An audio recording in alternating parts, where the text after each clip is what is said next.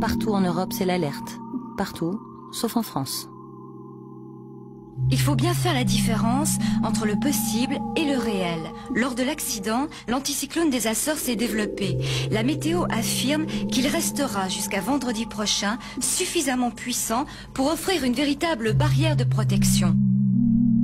Je me souviens, j'étais présentateur du journal de 13 heures au moment de la catastrophe de Tchernobyl et on nous expliquait que le nuage était cantonné à Tchernobyl et à ses alentours et qu'il n'y avait rien à craindre en France, alors que nous recevions des images de l'étranger dans la bourse d'images qui s'appelle les EVN, qui montraient les journaux télévisés des Suédois, des Allemands et qui prouvaient à l'évidence que ce nuage ne s'était pas arrêté aux frontières. À Copenhague, il y a une véritable ruée dans les pharmacies où l'on vient se procurer des tablettes d'iode pour se protéger des retombées radioactives. Ça va au-delà de l'inquiétude. On peut demander une menace. Là, voilà, on peut demander au docteur Pellerin. Oui. Je viens d'apprendre ce que vous nous dites sur le comportement des Scandinaves.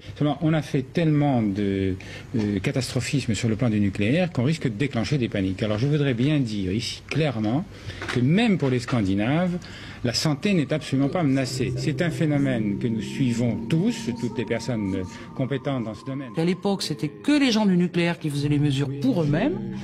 Et là, on s'est dit comment avoir l'information. Et je me suis adressée à la fac de Villeurbanne, où il y avait un institut de physique nucléaire. Donc on est parti avec, vous voyez, des salades, du sol, de l'eau, du lait, et puis on arrive à la fac.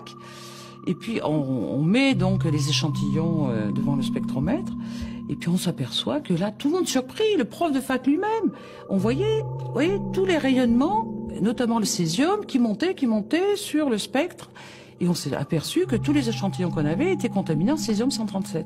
Puis il y avait du ruthénium, il y avait de l'iode, etc. Et le prof de fac lui-même, qui se dit, mais c'est pas possible, pourquoi la Drôme est contaminée, pas nous? Il est descendu sur la pelouse de la fac, prélever justement les échantillons et voir que là aussi il y avait une contamination. Les gens disaient souvent, mais si c'était dangereux, on nous l'aurait dit. Eh ben, c'est dangereux et cette contamination risque de vous provoquer des cancers de la thyroïde dans les années qui viennent. Mais on me disait, mais c'est pas vrai du tout, etc. Qu'est-ce qu'il y a eu? Il y a eu explosion de cancer de la thyroïde. Je crois qu'ils ne voulaient absolument pas alarmer la population française, parce que ce qui se passait à Tchernobyl, ça pouvait remettre en question le programme nucléaire français. Ça ne menace personne actuellement, sauf peut-être dans le voisinage immédiat de l'usine et encore. Alors cette catastrophe, vous le savez, vous vous en rappelez, c'était accompagné d'un mensonge d'État en France. Le nuage radioactif s'était soi-disant arrêté comme par miracle à nos frontières, selon les autorités de l'époque. Un discours trompeur, comme nous le rappellent Corinne Lalo et Pierre-Jean Perrin. Que du césium-137, il y en a encore 25 ans après, partout.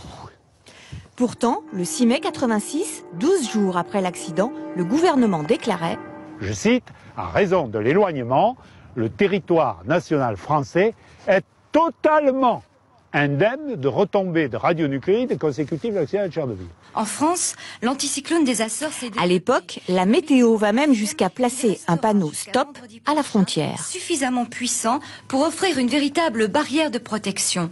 Il bloque en effet toutes les perturbations venant de l'Est. 14 jours après l'accident, à la frontière franco-allemande, nous nous étonnions de cette exception française. De ce côté-ci, c'est la France et la salade est jugée parfaitement saine. Mais de ce côté-là, c'est l'Allemagne et la salade est jugée dangereuse pour la consommation car trop chargée en particules radioactives. Vous allez nous les résumer. 15 jours après l'accident, sur le plateau de TF1, le représentant de l'État, le professeur Pellerin, accepte de parler. Il se trouve qu'en France, il est regrettable de le dire, il y a eu un véritable blocage de l'information et ça c'est parfaitement dommage. Ça c'est parfaitement dommageable. Mais c'est ce qui se passe à chaque fois, Monsieur Pellerin. Et vous avez de bloquer l'information, c'est faux et je vais en apporter la preuve. Mais vous allez la donner 15 jours après. Et là, il révèle aux Français que la radioactivité a traversé la France, qu'il y a eu des taux de radioactivité 300 à 400 fois supérieurs à la normale. Ça fait un scandale énorme. Des scientifiques indépendants décident alors de mesurer eux-mêmes la radioactivité et créent leur propre laboratoire, la CRIRAD. À l'époque, en 86, tout le monde faisait confiance aux autorités de l'État. Et le fait qu'on démontre, preuve à l'appui, scientifiquement, qu'on nous avait menti, ça a été vraiment une révolution culturelle. Les autorités nucléaires finiront par reconnaître les mesures de la CRIRAD, mais elles contestent toujours les conséquences sur la santé. Le nuage radioactif n'est pas, selon elles, responsable de l'augmentation des cancers de la thyroïde. C'est un meilleur dépistage qui l'expliquerait. Les malades ont déposé plainte. La bataille judiciaire n'est toujours pas terminée.